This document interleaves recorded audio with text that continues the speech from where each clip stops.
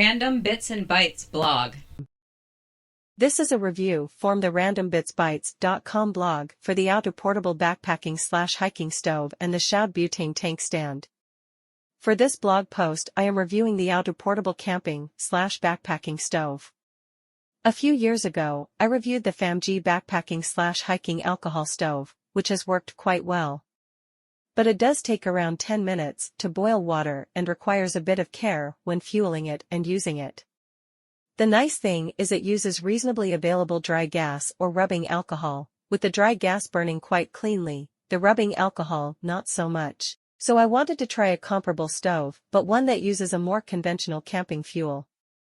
In this case liquid butane/butane propane canisters with 7/16" threads. This Aotu version is what I picked and seems to be a representation of what seems to be a typical mini portable backpacking/camping stove in this category, the same model that is rebranded and sold all over the internet. In fact, there is a little plate on the burner that many companies engrave their company name onto. It seems this Aotu one is not branded in this manner and that plate is blank. It is also very similar to others, including much more expensive versions. The first thing I noticed when opening 3 packaging is how very tiny the plastic orange box is that the stove is stored in. The box has a lid that fits into the bottom section fairly snugly, with the stove folded up nicely inside. The stove itself doesn't look cheap and feels substantial. It is folded up inside this plastic box with a total weight of about 3.52 ounces or about 100 grams. The arms that hold your cooking pan or cup or whatever you are heating fold out. Each one has a little tab on it for easier opening, and so you just pull each arm out in turn and they will stop at their designated positions via a system of tabs along the bottom. Each one is at 90 degrees to the previous one, and when they fold out you have 4 arms to hold your cooking pan or cup. On the end of the top of each of the arms are little fold-out extended fingers that further give the pot or cup stability. The span of these arms is suited for a small pot or pan or cup, not that you couldn't put a big pot on there, but it would be pretty precariously balanced. My thought is that if you're out camping and you need to heat a bigger pot, then you could put the pot on some stones where it was safer or not liable to tip off and then put the stove in the middle of the stones instead of putting the large pan and balancing it on the 4 small arms themselves. I also think you could create something out of some foldable wires or something like that, maybe similar to the pot holder I made for my alcohol stove. Or sling your pot over it on some sort of system to hold it suspended. Any number of ways could be deployed for this. It's something I'll probably give a try. I had a slight issue with one of the arms. The last one to fold out would not go completely into a perfect position. It was only maybe 10 degrees or less out of sync with the others and likely would not have affected the stability of the pot or cup being heated very much. But it kind of annoyed me that it would not go completely into place. A quick look at it and I could see the problem. The tab that is supposed to stop that leg at a particular position was misaligned or mismanufactured. Tiny adjustment with a pair of mini needle nose pliers was able to fix it perfectly. So a bit of an issue there, but easily fixed.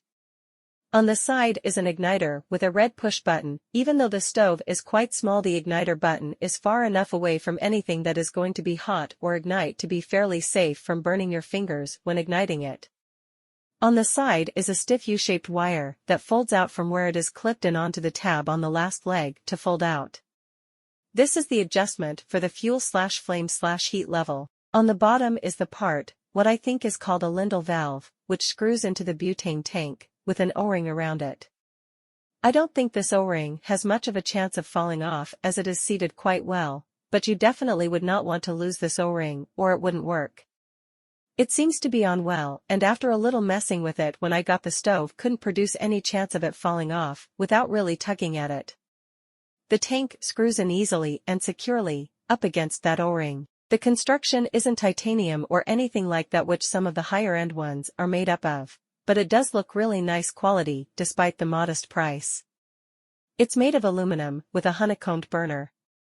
The size of the plastic box it comes in is around 3.2 inches, 8.3 centimeters, by 2.2 inches, 5.5 centimeters, by 1.5 inches, 3.8 centimeters. The stove itself, when folded up, is slightly smaller, obviously, than the box, so I won't duplicate the measurements here. Unfolded, the stove is around just over 2.5 inches, 6.4 centimeters, wide, and with the tips of the arms deployed about 3.5 inches, 8.8 centimeters. The stove also has a 100% satisfaction guarantee from the company, which is kinda nice. After having this stove for a while, I have not found anything that is bent or wearing out or anything like that. There is some discoloration around the parts of it that get really hot, but this kind of seems like it should be expected. I did put a little lube on some of the parts of the stove that move. This seemed to make opening up the arms a little easier, not that it was any big deal beforehand. I don't know what the BTUs are for this, but the specs mention that it generates 3000 watts at max, a rough estimation maybe make it around 10,000 BTU or so. For reference, most burners on kitchen stovetops range from 7,000 to 11,000 BTUs, and some of the much higher-end mini camping stoves that are nearly identical or very or somewhat similar to this by the best manufacturers have ratings of around 9,000 to 10,000 BTU, so likely that's about what this can generate. Which is pretty mind-blowing for something that costs so little and is so tiny. So to start it, you turn the adjustment for the fuel until you hear the gas hissing. Then press the igniter, maybe a couple times, maybe just once, depending on how much you have turned up the fuel adjustment. I found that for the quickest ignition, I needed to turn the adjustment up a fair amount for the initial ignition, having it very low made it harder to start. Once ignited, I turned it down to what I needed to for whatever I was heating. At high adjustment, it produces a heck of a flame, but usually invisible, and lots of heat. So if you want to heat something fast, you certainly can just crank it up, light it, and then stick your pot or cup right on. There is no initial warm-up time with this, as I had found that the alcohol stove needed. Of course, at any heat setting you want to keep your hands and other things away from it, whether you are using a lot of flame or a small amount, because it will be hot no matter what level you have it adjusted to. This brings me to a very important thing to mention here: the flame is pretty much invisible, especially in bright sunlight. So be very aware of this and very careful. The nice thing is that you can hear this running. It is not completely silent like the alcohol stove, and makes a good hissing noise, so you know that it is running. I suppose some people might not like this. It's not loud per se, but it is definitely not silent. For my first test, I ran the flame at a fairly medium-low heat, with the water I used having come from an insulated mug with water that had been chilled in the refrigerator's water filter system a short time before, and it was a warm day at the beach. It started to boil at around 3:30 minutes for a good rolling boil that almost popped the cover off the water pot. This was much faster than the alcohol stove I have been using. This was water for coffee for my wife, who likes her coffee very hot. Unfortunately, and totally my own fault and not the stove's, I had positioned the tank and stove on top of a bit of sand that was not fully level, and as I was taking the hot pot off, I slipped it off the supporting arms before I had a good grip on it and spilled the water. Again, my fault, but it does require awareness that the arms aren't awfully large in contact points. I haven't had any issues since then in this aspect, being more aware of it, I suppose. The second cup boiled much faster as I had turned the heat up a bit, and so after only a few minutes it was ready. I didn't even time it this time. For my own cup of water, I like my coffee not so hot, so it took barely a few minutes, and the third cup was ready for me. I did find that at high heat, on a hot summer day with no wind and such, I needed to use a pot holder to adjust the little heat adjustment on the side as it was pretty warm near the stove. I had a hard time getting my hand too close to it, but other times I have used the stove I did not find it too hot to get my fingers on the adjustment part. If you read my previous review about the alcohol stove, you know that I bought a windscreen for that. I tried windscreen with this, but the amount of heat this stove generates makes using the windscreen impossible, as there is no way to reach down to change the heat adjustment with the windscreen around it, due to the closeness and heat. But in general, the windscreen didn't really reach up far enough to totally enclose the stove, as it sits much higher than the alcohol one. The issue is mood anyway, as the higher heat of this stove allows it to run at a good efficiency even in higher wind, I have used it a number of times under various conditions and don't find that I need the windscreen for it, though it does work more efficiently when there is something for a bit of a wind obstruction, though it is not necessary it seems. So positioning it away from the wind does allow it to heat fast, but I have used it in wind high enough to make it sputter and it still heated just fine. You could even use this sucker in the rain and snow, I think, something for me to try at a later time. When boiling water or other liquids you can really crank it up, but if you're cooking anything more solid like food then you really have to keep the heat back down. Very important here, it's easy to overestimate how much heat the burner is producing and burn more solid foods. In fact, it may seem like you have the heat turned down too much, but it will very quickly get your pan hot and it is easy to burn something if you don't make sure it is not turned up too much. It can take a little trial and error and experimentation to get a good estimation of how much or how little heat you need. That's why the adjustment for the heat setting is very important. You can really keep it down to a low cook or even a nice low simmer if needed or crank it full blast. You have a pretty fine control here. When finished using the stove, you just turn the heat adjustment completely down, cutting off the gas to the burner and the flame shuts off. Easier than the hard-to-extinguish alcohol stove. After a very short time this Aotu stove cools very quickly after shutting down. Within just minutes you can unscrew it from the tank, slide the arms back closed, snap the adjustment thing up for storage, and slip the whole thing back in the plastic storage box and stow it and be on your way.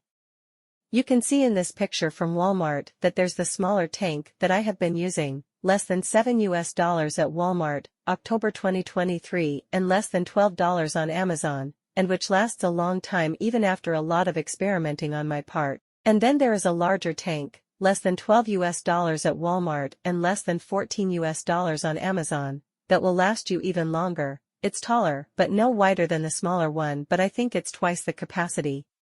You can also get converter adapters that connect between the stove and other sorts of tanks like larger propane tanks for longer running. So all in all it's a great little stove, and if I were primitive backpacking and didn't want to carry much weight this would probably be the way to go. Also great for bikepacking or to carry in your car for emergencies, or have at home or in your go bag. Even for non-primitive camping it's a quick easy setup for making coffee or something. Heck, I have stopped in a parking lot and made coffee before. The alcohol stove is great too. It doesn't put out nearly as much heat as this Aotu portable stove, but there are pros and cons as mentioned above. I have to say though, this has become my new favorite portable stove because of its ease of use and quick deployment and quick heating ability. I suppose when you compare the stove to more expensive ones, the build quality may not be as high, but for the price it works fine and extremely well. Weight-wise, the liquid fuel is probably about the same or with very small weight differences to using alcohol. With all the testing and messing around with the Aotu portable stove I've yet to use up the fuel in just one small container, and a quick shake seems to indicate that the liquid butane mixture inside has quite an amount left in the tank. So far so good with this stove. It's cheap, the fuel container's cheap and fairly small, it's easy and quick to deploy and cools off quickly. It's relatively safe as long as you keep in mind that the flame is nearly invisible or totally invisible in bright sunlight and that it is very hot.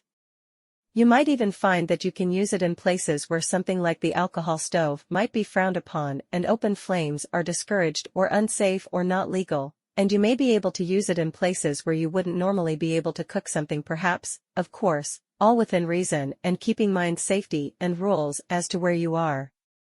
How long will it hold up? I don't know. I mean, there's not a whole lot to it, so if it hasn't broken or burned up on an initial use, then it's probably not going to just fall apart or break or burn up over time, necessarily. We'll see of course, and I'll keep readers apprised of any changes. And check out the video review. I'll update this blog post if there are any issues or changes whatsoever, especially on long-term durability. Give it a try, I don't think you will be disappointed. Aotu portable stove. Let's continue on with the review of the Shoud camping stove fuel stand/legs. Another thing I wanted to test was one of the multitude of legs or stabilizer legs that are sold for the butane tank, which of course is the base for the Aotu portable stove. As I mentioned above, the tank itself is the base for the stove and the tank is relatively stable on most surfaces, but for even more stability I wanted to try one of these stabilizer legs. Again, just like the stove, there are many of the same items that are sold by a number of different companies. I picked one from a random company, Shoud, and bought one from them. They seemed to have a number of different colors for choices, while some other companies did, and yet others only had one color or a couple, yet they all looked exactly identical as far as I could tell and had similar prices. It was super cheap, and as I said, I got my choice of colors. In this case I bought one in my wife's favorite color. Size deployed is around 7.9 inches, 21 cm, and folded around 3.9 inches, 10 cm. When I received it I was quite impressed with how nice it looked and how well the pieces fit together, as well as how sturdy it seemed to be. The legs locked in nicely, and it looked very well manufactured. But then I tried to actually attach it to the fuel canister. The legs have 3 notches each to fit the bottom lip of the fuel canister for various sized fuel canisters. The only place that my fuel canister, which is a standard size, would even come close to fitting was in the outer notches. But getting it in there was quite an effort, and I was afraid that I would break the plastic legs in doing so. It was that tight. Not only that, but once I had the tank it was in there, it was not fitted properly, and at least one of the legs would always unlock and fold a bit to the side, which is exactly the thing you don't want it to do for overall stability. I suppose it would work as is, but I think that after trying to jam it in each time it would eventually break. And of course, I have no idea if this issue was just the one I bought or all of them, but unfortunately the reviews for these seem to indicate a mismatch in those notches is pretty common, something I knew before buying in fact, but I have no problem with modifying things as needed, so I took the chance. So 2 choices, sending it back or trying a mod. It seemed obvious that it only needed a little surgery to get it right, so I used the Dremel tool, an absolutely essential tool for me, with a cutting wheel attachment. Make sure you do not inhale the plastic shavings or smoke from the plastic, and carefully notched one of the legs further outward. After a couple of tries, carefully taking off a little bit so as not to overdo it, I got it exactly perfect. With a little extra buffing with some other Dremel attachments, the notch looks almost the same as the original ones. Now it fits exactly perfectly, and the legs do indeed provide a lot of stability for the stove, seemingly on every surface, and even on sand. Absolutely perfect now. And it folds small enough to take very little extra room. Can I really 100% recommend this stand? I guess I am somewhat against recommending something that has to be fixed after buying, but if you do want a stand for superheat and you don't mind doing a little mod with a Dremel or other tool, even a simple file, then I would say go for it. And it is possible that some are manufactured correctly, but the reviews seem to imply that that is not exactly the case. See my video review. So, if you are not so much handy with mods, then skip it, but if you don't mind a bit of a mod, give this portable stove tank stand a try. Thanks for listening to the podcast audio version of this blog post from the Random Bits and Bytes blog. You can find all links, graphics, and the original text in the original post by going to randombitsbytes.com. Thank you for listening, and we hope you enjoyed this podcast.